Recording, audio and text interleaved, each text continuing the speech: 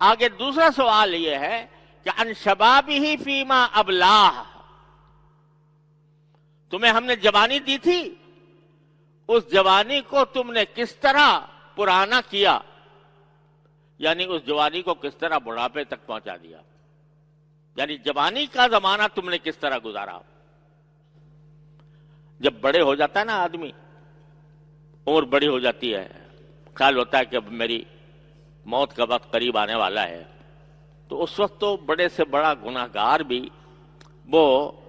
اللہ تعالیٰ کی طرف کچھ رجوع کرنے لگتا ہے، کچھ اس کو خیال آ جاتا ہے کہ میں دنیا سے جا رہا ہوں، اب مجھے آخرت کی فکر کرنی چاہیے، اللہ کے ذکر میں، اللہ کی طاعت میں کچھ وقت گزارنا چاہیے، خیال آ ہی جاتا ہے۔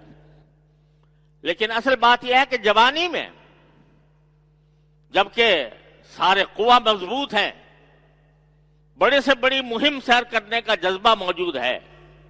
اس وقت میں اس جوانی کو تم نے کہاں خرچ کیا؟ جوانی میں اگر انسان اللہ تبارک و تعالیٰ کے احکام کا پابند بنے اور اپنی جوانی کو اللہ تعالیٰ کی عبادت میں، اس کے دیے ہوئے فرائض میں، اس کے دی ہوئی حسنات میں انسان خرچ کرتا ہے، تو پھر وہ کیسا بن جاتا ہے کہ فرمایا پانچ آدمی حشر کے میدان میں جہاں گرمی کی وجہ سے لوگوں کے پسینے بہ رہے ہوں گے، اس وقت میں یہ پانچ آدمی اللہ کے عرش کے سائے میں ہوں گے۔ وہ کون ہیں؟ ان میں سے ایک فرمایا شاب نشأ فی عبادت اللہ، وہ نوجوان جو اللہ کی عبادت میں پروان چڑھا، یعنی جوانی ہی سے اس کا رخ اللہ تعالیٰ کی طرف ہو گیا۔ یہ مطلب نہیں ہے کہ جوانی کے اندر جو کچھ دلچسپی کے مشغلے ہوتے ہیں ان کو چھوڑ دے انسان، یہ مطالبہ نہیں ہے کہ مثلا جوانی کے اندر آدمی کو جذبہ ہوتا ہے کچھ تھوڑا بہت کھیل کود کا بھی، جائز حدود میں، کوئی منع نہیں ہے۔ اسی طرح جوانی کے اندر انسان کو جو ہے وہ بڑے سے بڑی مہم سر کرنے کا ایک جذبہ ہوتا ہے، تو اس پر بھی کوئی گمانات نہیں ہے۔ لیکن جن چیزوں پر اللہ تعالیٰ نے حد عائد کر دی کہ تمہاری نظر یہاں سے آگے نہیں بڑھنی چاہیے، تمہاری زبان اس حد پر جا کر رک جانی چاہیے، ان حدود کی پابندی کر لیں اور اللہ تبارک و تعالیٰ کی عبادت میں اپنے آپ کو پروان چڑھائے۔ شروع ہی سے مثلا نماز باجماعت کا پابند ہو، شروع ہی سے اس کو یہ شوق ہو کہ میں پہلی صف میں جا کر بیٹھوں، شروع ہی سے اس کو یہ شوق ہو کہ میری تکبیر اولیٰ فوت نہ ہو، اور اپنے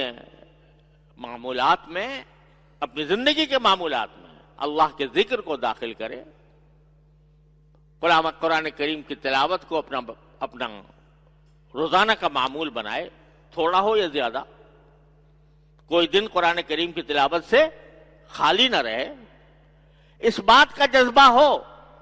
کہ میں اپنی ذات سے دوسروں کو فائدہ پہنچاؤں، کوئی دکھی ہے تو اس کا دکھ دور کروں، اور خدمت خلق کے اندر اپنی قوت کو استعمال کروں، مخلوق کی خدمت میں استعمال کروں۔ یہ ہے وہ شخص کہ شاب نشأ فی عبادت اللہ، جو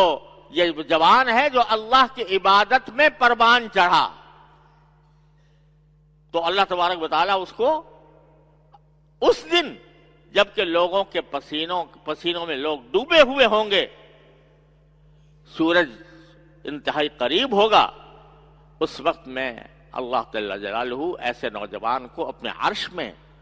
عرش کے سائے میں رکھیں گے۔ اور عرش کے سائے ایسا نہیں ہے کہ کسی درخت کے سائے میں بیٹھ گئے، عرش تو ایک ایسی چیز ہے کہ جس کا ہم تصور نہیں کر سکتے، وہاں کسی گرمی کی آنچ بھی نہیں آ سکتی، اس عرش کے سائے میں رکھیں گے ہم اس نوجوان کو۔ تو ان شبابہ فیما ابلاہ،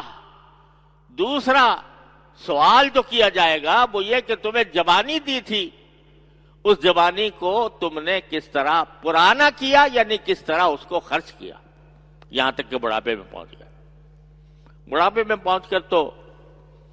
بڑے سے بڑا گناہگار بھی آ کے مسجد میں بیٹھ جاتا ہے۔ ریٹائر ہونے کے بعد جب دنیا سے چلا گیا، ہر قسم کے کام ختم ہو گئے، تو انہوں نے کہا بس چلو بھائی اب اور تو کوئی کام ہے نہیں، بیٹے بھی نہیں کچھ پوچھتے، پوتے بھی نہیں پوچھتے، اب اللہ ہی کا حوالہ کرو اور مسجد میں جا کے بیٹھ جاؤ، وہاں نفلیں بھی پڑھو، وہاں ذکر بھی کرو، تسبیح بھی کرو۔ تو مولانا فرماتے ہیں کہ وقت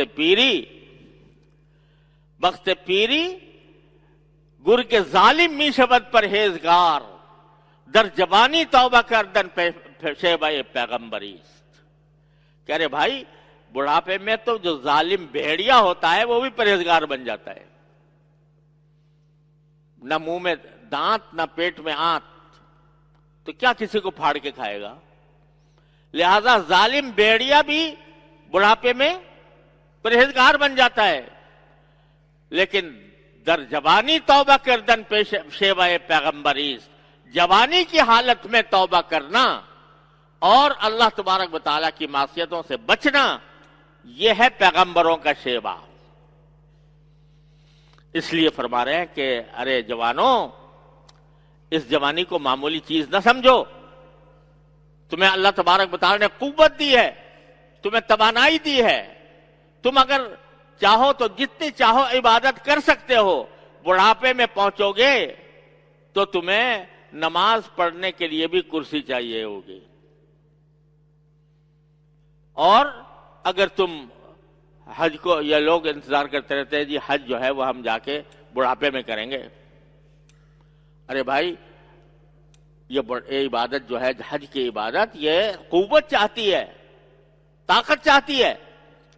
تو اگر جوانی میں کر لو گے بڑے جذبے اور امنگ سے کر لو گے اور اطمینان سے کر لو گے، بڑھاپے میں کوئی دوسرا تمہیں ویل چیئر پہ لے جا رہا ہوگا اور تمہارا دل چاہ رہا ہے کہ میں طواف کروں، پاؤں جواب دے جائیں گے، تمہارا دل چاہ رہا ہے کہ میں صحیح کروں، تمہارے بس میں نہیں ہوگی۔ تو آج جوانی کو غنیمت سمجھ لو۔ تو دوسرا سوال یہ ہے کہ تم نے جوانی کس چیز میں گنوائی؟